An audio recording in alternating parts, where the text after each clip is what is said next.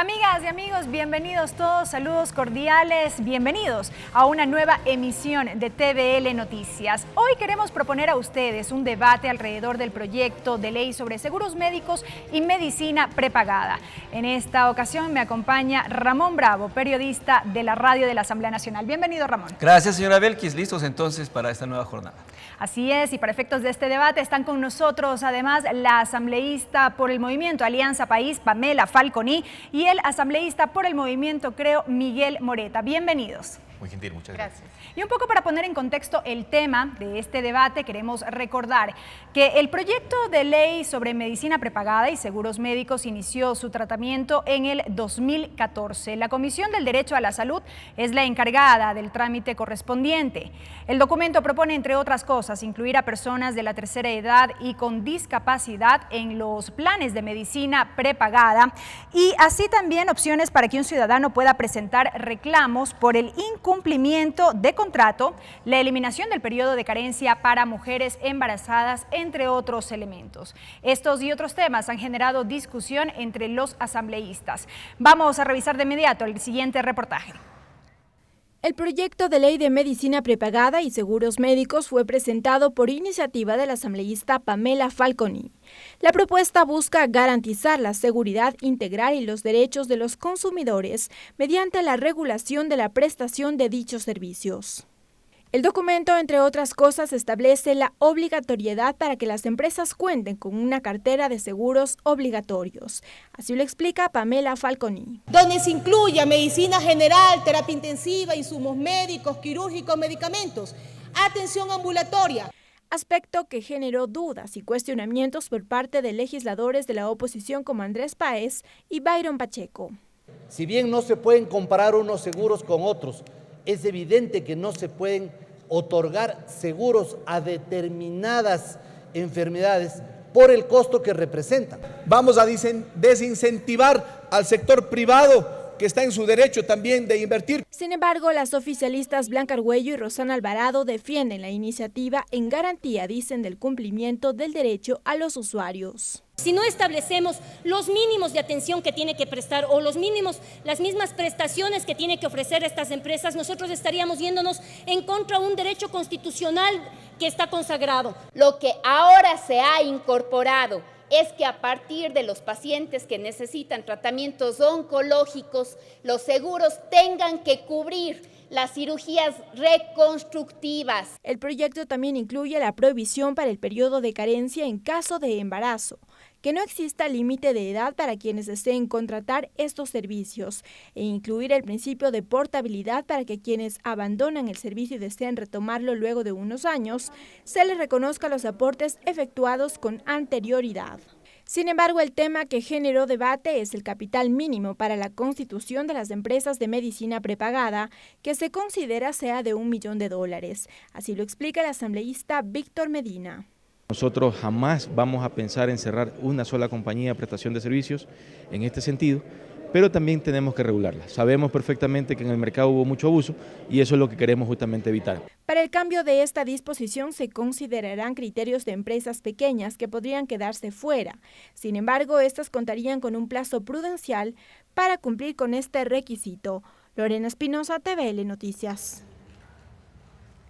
Bueno, muchas gracias. Iniciamos entonces con esta participación. Yo les quiero primero hacer una pregunta genérica, ¿no? O general sobre la concepción de este proyecto de ley. Usted que fue la asambleísta que dio a luz este proyecto de ley y también usted, doctor, que vive en una de las provincias que también posiblemente requiere muchos de estos servicios que complementan a los servicios de salud del Estado. Pero el punto de vista general sobre el por qué haber tenido que legislar por una ley que está vigente, me parece que desde el año 92, y también 92. El suyo, por favor, doctor. Bueno, aquí reconocer que la ley vigente del 98 no garantiza a los usuarios una atención de calidad y también no le posibilita al usuario generar un reclamo cuando tiene que hacerlo, sea en la parte médica o en la parte financiera por costos o cobros indebidos. Nosotros cuando creamos este proyecto lo hicimos ubicando también cuáles serían los marcos garantistas, pero también que son reglas claras para los usuarios. Nosotros presentamos esto en marzo del 2014, la Comisión de los Derechos de la Salud, en la presidencia el doctor Carlos Velasco, lo comenzó a discutir y teníamos también alguna oportunidad de tener información tanto de la OPS como la OMS. Y cuando hacíamos legislación comparada veíamos que en países como Colombia y Chile, estas medicinas prepagadas, estas empresas de medicinas prepagadas, muchas de ellas quebraban porque no tenían niveles de solvencia, patrimonios o no presentaban reglas claras a los usuarios. Quebraron muchas de estas empresas, dejaron a los ciudadanos que eran parte de estos mecanismos desprotegidos, sin derecho al reclamo. Ubicando la realidad ecuatoriana veíamos, y aquí con un caso puntual, la ley del 98 que usted hace referencia, le dice al usuario que contrata medicina prepagada en su artículo 16 que los reembolsos de las prestaciones, conocimiento resolutivo de inquietudes, reclamos, conflictos de desacuerdo o modificación unilateral del contrato, solo puede el usuario reclamar a la misma empresa. Eso dice el artículo 16 de la ley vigente del 98. Si usted pide información al Ministerio de Salud Pública y le dice, nos contestan con oficio al 3 de junio del 2016, ¿cuántos ciudadanos han reclamado por cobros indebidos, por mala atención? Le dice que al Ministerio de Salud Pública se han presentado exactamente 6 casos. Uno en la provincia del Guayas, uno en Azuay y los 4 en Pichincha. Estos son los únicos casos donde se hace referencia de reclamos, cuando no responde a la realidad. Cuando nosotros comparamos la cantidad de ciudadanos que van a reclamar por mala atención, por no prestación de servicio o por discriminación, que es uno de las mayores causales de los ciudadanos reclamando a las empresas de medicina prepagada, la discriminación va por tener discapacidad, por tener 65 años de edad o por tener alguna enfermedad catastrófica. La gente tiene que ir a judicializar. Entonces, en la problemática actual, queremos es que se ubiquen formas como tanto el Ministerio de Salud Pública como Autoridad Sanitaria Nacional responda a los usuarios y también la Superintendencia de Compañía de Valores y Seguros con lo que respecta a aspectos societarios, financieros o económicos. Gracias, asambleísta.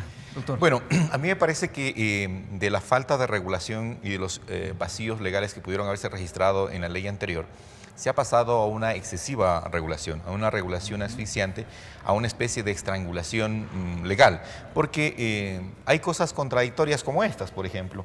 Usted encuentra que en los numerales 5 y 6 del artículo 4 se dice, por ejemplo, libre asociación, se protege el derecho a la libre asociación para fomentar este tipo de actividades empresariales y la organización social de los usuarios, la ley ampara el derecho a la libre empresa bajo los principios de equidad contractual, calidad, eficiencia, eficacia, transparencia y oportunidad. Sin embargo, en el artículo 8 ya le hablan de un capital mínimo, no se hablan de incentivos, no se hablan de beneficios, que cómo premiamos, cómo ayudamos a que esa libertad de empresa se pueda ir consolidando en favor de prestadoras alternativas de salud y de aseguramiento en cuestiones de salud o de vida, por ejemplo, para los ciudadanos.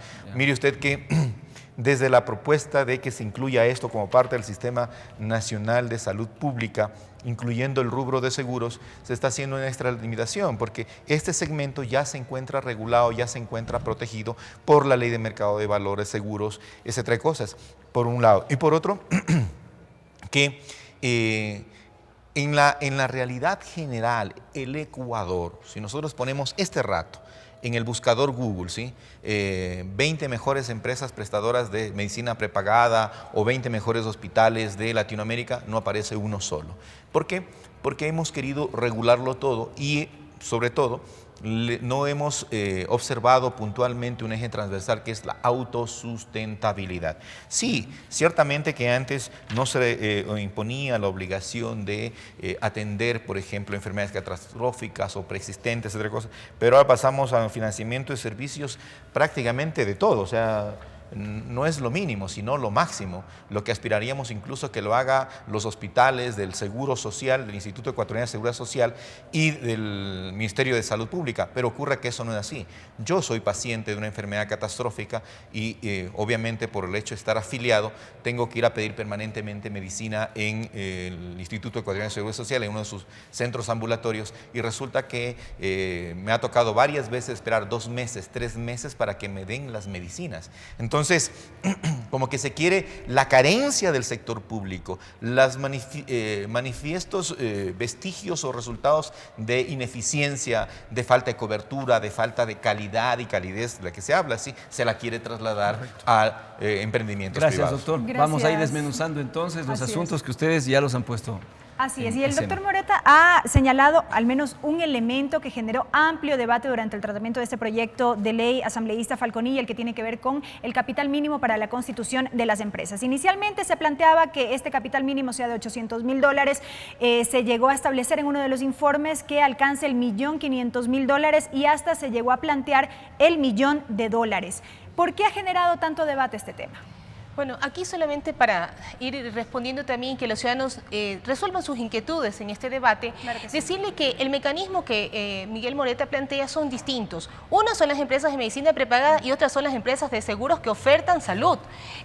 Actualmente las empresas de medicina prepagada no tienen ninguna regulación. Si en este momento usted como asambleísta le pide a la Superintendencia de Compañías, Valores y Seguros, o anteriormente le pedía a la Superintendencia de Bancos, cuántas son las empresas, cuánto es su capital social, cuál es su patrimonio, cuál es su cartera, su portafolio de usuarios, no tienen información.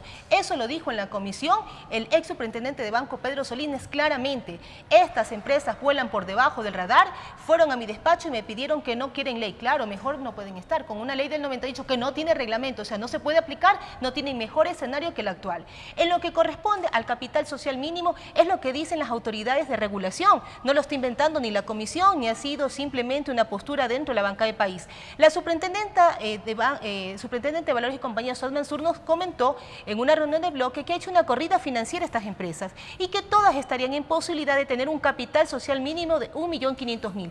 Pero esto va atado también al objeto social que tienen que tener estas empresas, que tiene que ser únicamente salud, como ha sucedido en el caso colombiano, donde daban salud, pero también construían infraestructura deportiva, financiaban equipos de fútbol o tenían otras actividades económicas. Quiebran porque invirtieron mal y luego los perjudicados eran los que apostaban o pagaban salud. Entonces, no solamente es una discrepancia de más menos valores, es el criterio técnico que ha dado la superintendenta Sol Mansur y que tiene que ser escuchado. Ahora, hay un documento que dice el $1.000.000 estaría en una media entre el $1.500.000 que planteaba la superintendente y los $800.000 que ha discutido la Comisión de los Derechos de la Salud. Pero que un poco estrangula a las empresas, ha señalado el asambleísta Moreta, que de la falta de regulación con la ley del 98 se ha pasado a una excesiva regulación con esta ley en puntual. No, en ningún momento. Tanto es así que las empresas grandes, que son Salud, Humana y las que están en el mercado, que son 4, ellos plantean hasta que se deben aumentar para que solamente en el mercado ecuatoriano estén las empresas que tengan solvencia, porque también tienen que tener reservas técnicas y complementarias, entendiendo que estas empresas pagan al futuro. Yo ahorita estoy pagando una mensualidad que me es descontada de una cuenta bancaria, pero yo no sé si después de 1, 2 o 3 años tengo una enfermedad catastrófica, una crónica o una degenerativa y sea en ese momento que yo necesite cubrir una enfermedad con estos costos. En base al artículo 15 que se plantea de una cartera de servicios mínimos obligatorios,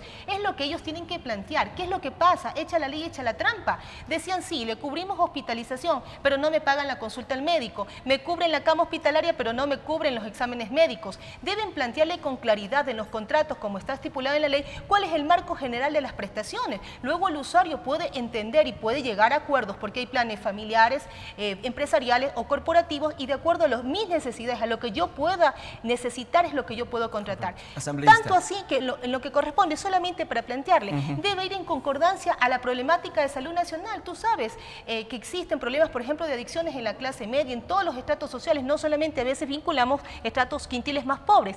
Deben estar dentro de la cartera de servicios. Pero, asambleísta, no nos vayamos ahí, solamente yo le pido de favor, ¿cuál es la media que ha existido en el país, si es que hay esos datos sobre el capital mínimo para tener una empresa aquí en Ecuador? Esa exactamente es la gran interrogante. No había información precisa por parte de los entes reguladores, ni antes por la Superintendencia de Bancos, ni ahora por la Superintendencia de Valores y Compañías. Vamos entonces también al argumento del doctor Moreta, referente a este punto, sobre este capital que pueda hacer un negocio o una actividad de este nivel, que también tiene que ver con los derechos de las personas, rentable y sustentable.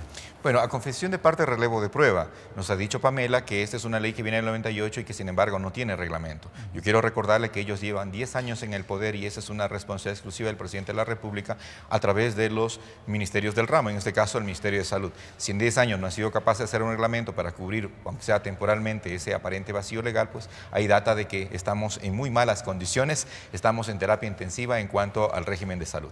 Segundo, la Constitución de la República fomenta la libre empresa, pero además también prohíbe los monopolios. De lo que nos está diciendo, hay 4 empresas grandes que dicen que les aumenten. Claro, para ellos seguir siendo los dueños del patio, pero no empresas pequeñas que, por ejemplo, se pueden integrar con los mismos ciudadanos. ¿Por qué no pensamos que un municipio, ahora que está de moda el Cantón Penipe de 7.000 habitantes, por ejemplo, esos 7.000 habitantes podrían ser accionistas de una empresa, ¿no es cierto?, de medicina prepagada? ¿Por qué no pensamos en la posibilidad de incorporar estímulos para que estas empresas con menor capital, 500.000 que inicien, porque además tienen que tener vehículos, equipos, camas, instalaciones, médicos? Es una inversión de alta monta, no es una inversión sencilla, no es una inversión de bajo costo.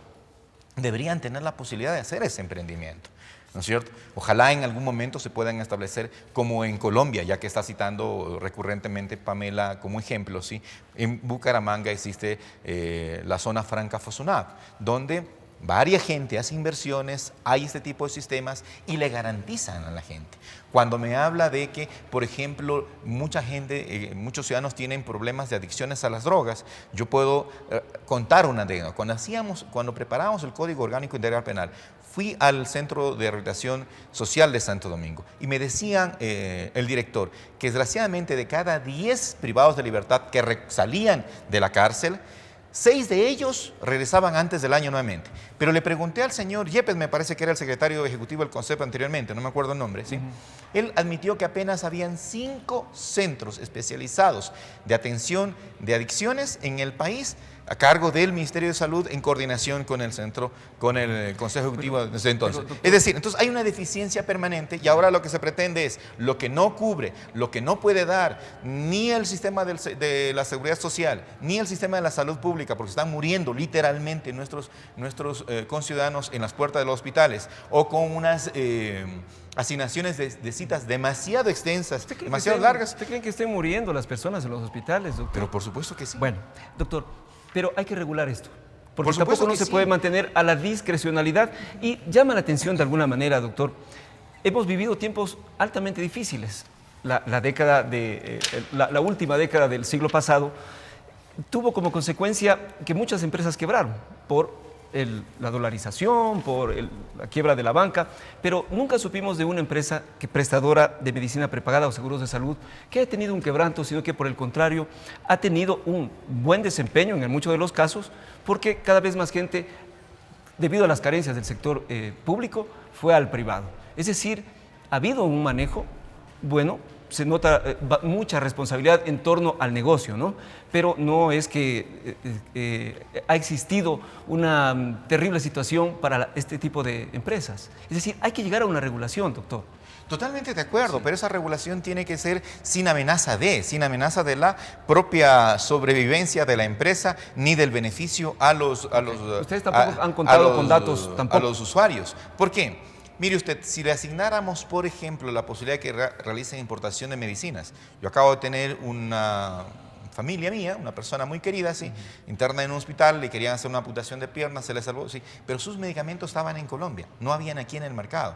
Ese tipo de restricciones, cuando vemos que el todo afecta una arista, porque esto no es un tema aislado, cuando la gente se desborda al sistema de salud prepagado privado, ¿sí? Es porque lo público no ha estado funcionando y ha existido carencia, no ha existido oportunidad, no ha existido abasto, Correcto, no ha existido asambleísta Moreta. Asambleísta Falconi, ¿qué responde frente a estas visiones? Bueno, hay que decirle que básicamente las empresas de medicinas prepagadas tienen 3 tipos de modalidades, abiertas, cerradas o mixtas. No es solamente el caso, como plantea Miguel, que tienen que contratar equipos, comprar ambulancias, construir hospitales. Yo quiero preguntarle a los ciudadanos que contratan medicina prepagada, que son 1 millón de ecuatorianos aproximadamente, si ellos han visto cuántas investigaciones médicas han hecho, cuánta infraestructura hospitalaria tiene, si han comprado algún equipo y lo que tienen, cuál es la infraestructura de ellos. Nos vamos a dar cuenta que siempre compran a terceros. Ellos compran medicina a terceros, es decir, hospitales, clínicas, centros de salud.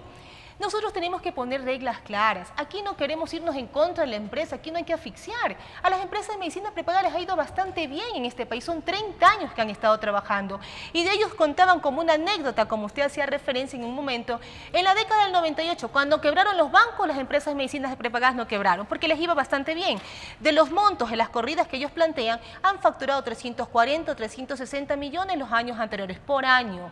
Ahora, ¿qué es lo que le decimos a ellos? Queremos reglas claras, que acojan también a todo el sistema de salud, que no le nieguen la cobertura cuando yo, siendo usuaria de la medicina prepagada, me sobreviene una enfermedad catastrófica, me niegan la cobertura. Por eso en el artículo 30 se establecen cuáles son los mecanismos de las coberturas de las personas, entendiendo también, tú conoces que actualmente las empresas de medicina prepagada solo cubren la atención secundaria, es decir, cuando uno está enfermo, no cubren la prevención, no cubren la rehabilitación, es decir, que el usuario lo tenemos que dejar solamente encajonado a la enfermedad. En el Ecuador el Sistema Nacional opera con prevención, con rehabilitación y con acompañamiento psicológico, entendiendo la salud integral, lo biopsicosocial que tiene que entender un usuario. Entonces, solamente para culminar, básicamente, lo que hace la ley es garantizar un derecho constitucional. En la Constitución dice, hay que atender enfermedades catastróficas, sea público o privado, sin fines de lucro. Tienen que no discriminarse a personas de la tercera edad o por tener VIH o por cualquier otra condición. Correcto. Tienen que atenderse. Permítame, nada por favor, más. ir a ese punto. Doble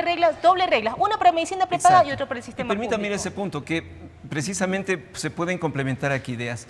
Si se llega a añadir algo que no hemos tenido, no sé, su experiencia, la mía también, si una persona llega con una enfermedad catastrófica, no es susceptible a un seguro de medicina prepagado o a un seguro de salud. Si se llegan a incluir los grupos de atención prioritaria, que en este caso son tercera edad, las personas que tienen enfermedades catastróficas, VIH, etcétera, allí es donde se vería el problema en torno a pagar altas primas, o cómo se tiene esto concebido en la ley, por favor, y también lo mismo para usted, sobre la inclusión de grupos que antes o que hasta el momento todavía estas compañías no los aceptan como clientes o como usuarios. El principio básico de todo mecanismo de seguridad, sea pública o privada, es la solidaridad. Si usted contrata un plan, aquí lo puede hacer ver que usted lo hace, contrata siempre en el seno de la familia. Uno no termina siendo solidario ni con su familia, porque le dice usted sí, pero su mamá no, porque ella tiene 78 años y tuvo un infarto hace 4 o 5 años. Ese principio debe modificarse porque se entiende que dentro del sistema, aparte de funcionar la solidaridad, también tiene que funcionar la complementariedad, porque ellos también terminan pagando tanto al sistema público, o también yo puedo utilizar la seguridad social. En este país hay ciudadanos que tienen medicina prepagada, pero a la vez tienen asistencia de lo público y también seguridad social. Los casos, la realidad, aquí no estamos hablando solamente con documentos, nos dicen, vea, yo he tenido medicina prepagada, una vez que me detectaron mi cáncer, me sacaron de la cobertura. ¿Dónde me terminé haciendo el tratamiento? En el Seguro Social o en Solca. Asambleísta, ¿qué concibe la ley sobre este punto? Que no haga que más tarde se transforme tan caro pagar una prima por este tipo de enfermedad. Básicamente que el sistema tiene que ser solvente. En el artículo 15 usted determina todas las prestaciones, porque estas empresas financian. Esto es la confusión que tenemos en estos momentos. Ellos no dan la atención directa al paciente, ellos financian una cartera de servicios. Al momento de financiar, por eso requieren norma técnica, hacer estudios probabilísticos, corrida financiera, contar con información del Ministerio de Salud Pública para poder modificar. En el contrato tiene que decir claramente, como se estipula en el artículo 23, con reglas claras, en lenguaje sencillo, para saber qué contrato. Luego también las cláusulas obligatorias. ¿Qué deben tener las cláusulas obligatorias de los contratos? Por ejemplo, que ante el aparecimiento de enfermedades crónicas y catastróficas no se niegue la cobertura. Yo tengo pagando 10 años, luego me sobreviene una catastrófica, ya no puedo ser. No pueden sacarme del sistema. Debe haber, como decía en lo que ustedes presentaban al inicio, una portabilidad, una garantía que el ciudadano que ha apostado en un sistema, que ha creído en un sistema, también le debe garantizar. Gracias, asambleísta. Vamos, creo que es momento del doctor. Cuando en el artículo 20, por ejemplo, en el inciso 3 se dice se prohíbe toda clase de exclusión en razón de etnia, lugar de nacimiento, etcétera, etcétera. Habla ahí de portar VIH y discapacidad, diferencia física. Eso me suena bonito.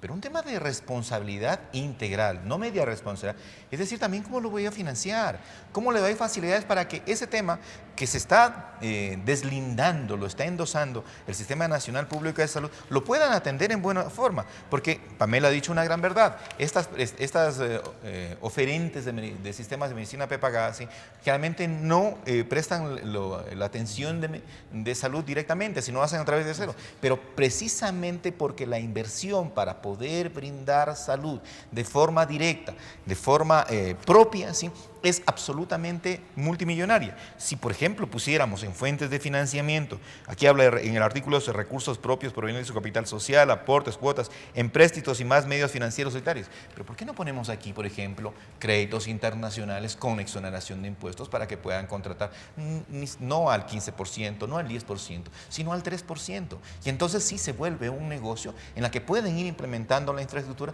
precisamente para abaratar los costos, porque eso no existe. Entonces, mire, yo le he mostrado mi ejemplo, ¿sí? En teoría, el deber ser es que el Instituto Ecuatoriano de Seguridad Social, mientras yo sea afiliado, me tiene que cubrir mis gastos médicos y mis medicamentos, ¿sí? No existe, no ha contratado, no hay plata. Han pasado 2 o 3 meses, no tengo medicina, los dolores me vuelven y tengo que aguantarme hasta o comprarlos por fuera. Y es más, quiero salir a comprarlos por fuera, no hay, porque solamente los importa el Ministerio de Salud o el Instituto Ecuatoriano de Seguridad Social. Entonces, esta sobreregulación, querer decir, haz todas las obligaciones, pero no darle una oportunidad de autofinanciamiento, pone en riesgo la sobrevivencia del propio sistema. Correcto, asambleísta Moreta. Nos quedan apenas un par de minutos para concluir con este debate y quisiéramos avanzar ya con las conclusiones a propósito de este tema, recoger al menos 2 temas que ha señalado el asambleísta Moreta, asambleísta Falconi, esta amplia cartera de servicios que se plantea dentro de esta ley y también esta excesiva regulación en donde no ha existido cabida, según el asambleísta Moreta, a incentivos para estas empresas. ¿Qué decir?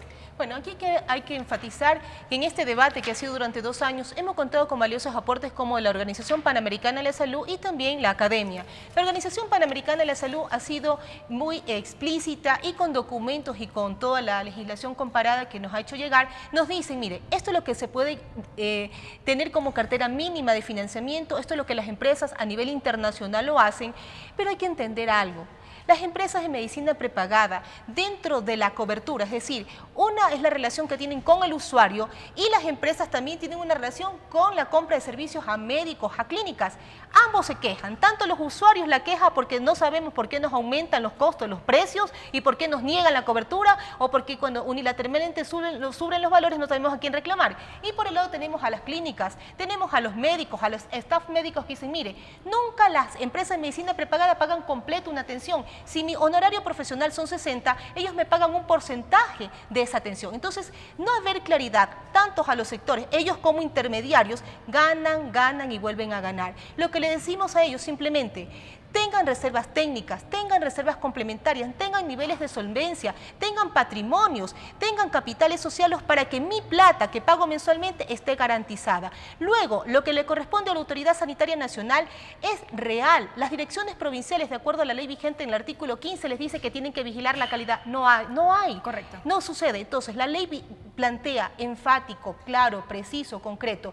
Salud atiende Autoridad Sanitaria Nacional. Todo reclamo lo tienen que resolver ellos. Correcto. Tema societario financiero, a cuidar el recurso de los usuarios, del millón de ecuatorianos que apostamos a una seguridad social que muchas veces, ¿verdad?, no existe en la cobertura, pero yo pago una medicina especializada. La gente que contrata medicina prepagada dice, mire, yo tengo una contingencia, quisiera una atención especializada, pago algo específico, cubro a mi familia. Usted iba a decir, ¿quién regula finalmente esa otra parte económica? Eso regula la Superintendencia de Compañía de Valores y Seguros y ambas tienen potestades y también requerimientos de información, algo que no sucede en este país. Gracias, que ninguna empresa de medicina prepagada le dé información al usuario de cuántos los planes, los programas, cobertura o los precios. Gracias, asambleísta Falconi. Asambleísta Moreta, un minuto. Mire, lo que estamos pidiendo es simplemente la solidaridad de los particulares, pero no del gobierno. Un amigo judío me decía, en el caso de los viejos, así, muy crudamente, de la gente que cumplió 70 años arriba, el Estado en Israel subsidia el 20% de lo que cuesta la mensualidad de la medicina prepagada. Entonces, no se vuelve un segmento indeseable de las prestadoras de este servicio,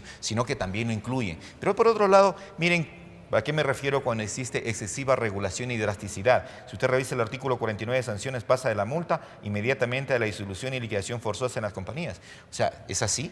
Así vamos a tratar a la gente, así vamos a tratar a la gente supuestamente que promovemos la libertad de empresa. No debe haber un punto intermedio como la imposición en un término perentorio, 90 días, 180 días, de aplicar un plan de mejoramiento. Están las transitorias. Sí, entonces ese tipo de situaciones son las que cuando no se dicen reglas claras, por ejemplo, el valor de las multas, cómo se va a regular, se presta para que luego en el reglamento se haga lo mismo que ha hecho el Seguro Social, por ejemplo. Claridad. Por una atención, por una consulta de salud de $5, ¿sí? Al patrono que no está al día le cobran una multa de $382. Ese tipo de arbitrariedad, de discrecionalidad son las que no se quieren porque al final del día terminan matando cualquier tipo de sistema. Y de esta manera estamos prácticamente poniendo punto final ya se terminaron a los 30 este minutos. debate. Así es. Gracias la presencia de los asambleístas Pamela Falconi y Miguel Moreta y también la compañía de Ramón Bravo. Gracias. Un proyecto de ley que tiene que ver mucho con el asunto económico, pero fundamentalmente con derechos. Ojalá que el debate fructifique para el bien de la sociedad asambleístas. Amigos, nos vamos a una pausa, pero los invitamos a permanecer en la sintonía porque ya vienen Lorena Espinosa y Ricardo Bravo con un nuevo balance de una de las comisiones especializadas permanentes de la Asamblea Nacional.